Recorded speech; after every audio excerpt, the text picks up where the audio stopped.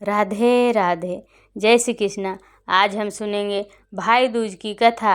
नमस्कार दोस्तों, स्वागत है आपका अपने चैनल अतिलासा सनातन उपाय चैनल में। तो चलिए सुनते हैं भाई दूज की कथा।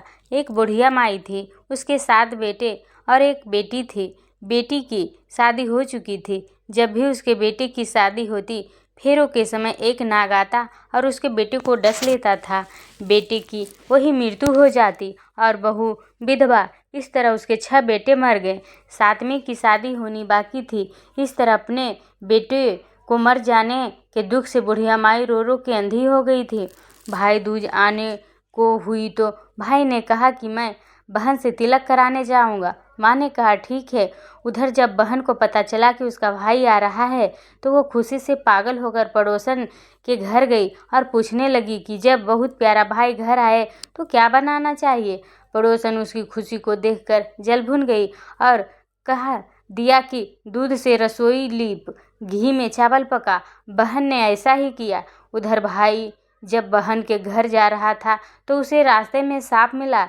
सांप उसे डसने को हुआ।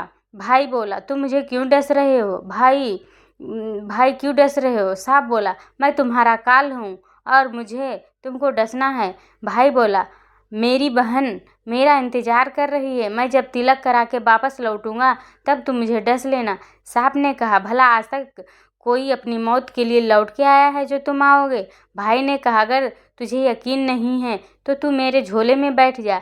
जब मैं अपनी बहन से तिलक करा लूँ तब तू मुझे डस लेना। सांप ने ऐसा ही किया। भाई बहन के घर पहुंच गया। दोनों बड़े खुश हुए।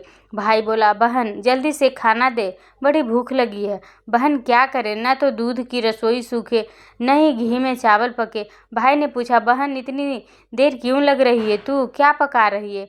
तब बहन ने बताया कि ऐसे ऐसे किए हैं। भाई बोला पगली, कहीं घी में भी चावल पके हैं या दूध से कोई रसोई लिपती है? गोबर से रसोई लिप, दूध में चावल पका। बहन ने ऐसा ही किया। खाना खा के भाई को बहुत जोर नींद आने लगी। इतने में बहन के बच्चे आ गए। बोले मामा मामा हमारे लिए क्या लाए हो? भाई बोला मैं तो कुछ नहीं लाया। बच्चों ने वो झोला ले लिया जिसमें सांप था। जैसे ही उसे खोला उसमें से हीरे का हार निकला। बहन ने कहा भैया तूने बताया नहीं कि तू मेरे लिए इतना सुंदर हार लाए हो। भाई बोला बहना तुझे पसंद है तो तू ले ले, मुझे हार का क्या करना। अगले दिन भाई बोला अब मुझे जाना है, मेरे लिए खाना रख दे। बहन ने उसके लिए लड्डू बना के एक डिब्बे में रख दिया। भाई कुछ दूर जाकर थक कर एक पेड़ के नीचे सो गया। उधर बहन के जब बच्चे को जब भूख लगी तो माँ से कहा कि खाना दे दो। माँ ने कहा खाना अभी बनने में देर है। तो बच्चे बोले कि मामा को जो रखा है वही दे दो। तो वह बोली कि लड्डू बनाने के लिए बाजरा पीसा था, वही बचा पड़ा है, चक्की में जाकर खा लो। बच्चों ने देखा कि चक्की में तो सांप की हड्डियां पड़ी है। यही बात माँ को आकर बताई तो वह बाबड़ी सी होकर भागी भाई के पीछे। रास्ते भर लोगों से पूछती कि किसी ने मेरा गैल बटोई देखा, किसी ने मेरा बावड़ा सा भाई देखा। तब एक ने बताया कि कोई लेटा तो है पेड़ के नीचे, देख ले वही तो नहीं। भागी भागी पेड़ के नीचे पहुंची, अपने भाई को नींद से उठाया। भैया भैया कहीं तूने मेरे लड्डू तो नहीं खाए? भाई बोला ये ले तेरे लड्डू, नहीं खाए मैंने, ले दे के लड्डू ही तो दिए थे। उसके भी पीछे पीछे आ गई। बहन बोली नहीं भाई तू झूठ बोल रहा है, जरूर तूने खाया है, अब तो मैं तेरे साथ चलूँगी। भाई बोला तू न मान रही है तो चल फिर। चलते चलते बहन को प्यास लगती है। वह भाई को कहती है कि मुझे पानी पीना है। भाई बोला अब मैं यहाँ तेरे लिए पानी कहाँ से लाऊं? देख दूर कहीं चील उड़ रही है, चली जा, वहाँ शायद तुझे पानी मिल जाए। तब बहन वहाँ गई और पानी पीकर जब लौट रही थी तो रास्ते में देखती है कि एक जगह जमीन में 6 शिलाएं गड़ी हैं और एक बिना गढ़े रखी हुई थी। उसने एक बुढ़िया से पूछा कि ये शिलाएं कैसी हैं? उस बुढ़िया ने बताया कि एक बुढ़िया है, उसके 7 बेटे थे। 6 बेटे तो शादी के मंडप में ही मर चुके हैं, तो उनके नाम की ये शिलाएं जमीन में गढ़ी हैं। अभी 7वें की शादी होनी बाकी है। जब उसकी शादी होगी तो वह मंडप में ही मर जाएगा।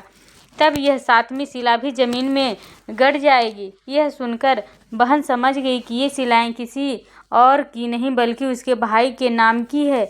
उसने उस बुढ़िया से अपने 7वें भाई को बचाने का उपाय पूछा। बुढ़िया ने उसे बतला दिया कि वह अपने 7वें भाई को कैसे बचा सकती है। सब जानकर वह वहाँ से अपने बाल खुले करके पागलों की तरह अपने भाई को गालियाँ देती हुई चली। भाई के पास आकर बोलने लगी, तू तो जलेगा, कूटेगा, मरेगा। भाई उसके ऐसे व्यवहार को देखकर चौंक गया, पर उसे कुछ समझ नहीं आया। इसी तरह दोनों भाई बहन माँ के घर पहुँच गए। थोड़े समय के बाद भाई के लिए सगाई आने लगी। उसकी शादी तय हो गई। जब भाई को सहरा पहनाने लगे तो वह बोली, इसको क्यों सहरा बांधेगा? सहरा तो मैं पहनूंगी, ये तो जलेगा मरेगा। सब लोगों ने परेशान होकर सहरा बहन को दे दिया। बहन ने देखा उसमें कलंगी की जगह सांप का बच्चा था। बहन ने उसे निकाल के फेंक दिया। अब जब भाई घोड़ी चढ़ने लगा तो बहन फिर बोली, ये घोड़ी पर क्यों चढ़ेगा? घोड़ी पर तो मैं बैठूंगी, ये तो जलेगा मरेगा, इसकी लाश को चील कौवे खाएंगे। सब लोग बहुत परेशान। सब ने उसे घोड़ी पर भी चढ़ने दिया। अब जब बारात चलने को हुई तब बहन बोली, ये क्यों दरवाजे से निकलेगा? ये तो पीछे के रास्ते से जाएगा। दरवाजे से तो मैं निकलूंगी। जब वह दरवाजे के नीचे से जा रही थी तो दरवाज़ा अचानक गिरने लगा। बहन ने एक ईंट उठाकर अपनी चुनरी में रख ली। दरवाजे वहीं की वहीं रुक गया। सब लोगों को बड़ा अचंभा हुआ। रास्ते में एक जगह बारात रुकी तो भाई को पीपल के पेड़ के नीचे खड़ा कर दिया। बहन कहने लगी, ये क्यों छाँव में खड़ा होगा? ये तो धूप में खड़ा होगा, छाँव में तो मैं खड़ी होगी। जैसे वह पेड़ के नीचे खड़ी हुई, पेड़ गिरने लगा। बहन ने एक पत्ता तोड़कर अपनी चुनरी में रख लिया। पेड़ वहीं के वहीं रुक गया। अब तो सबको विश्वास हो गया कि ये बावली कोई जादू टोना सीख कर आई है, जो बार बार अपने भाई की रक्षा कर रही है। ऐसे करते करते फेरों का समय आ गया। जब दुल्हन आई तो उसने दुल्हन के कान में कहा, अब तक तो मैंने तेरे पति को बचा लिया, अब तू ही अपने पति को और साथ ही अपने मरे हुए जेठों को बचा सकती है। फेरों के समय एक नाग आया। वो जैसे ही दूल्हे को डसने के हुआ, दुल्हन ने उसे एक लोटे में भर के ऊपर से प्लेट से बंद कर दिया। थोड़ी देर बाद नागिन लहर लहर करती आई। दुल्हन से बोली, तू मेरा पति छोड़।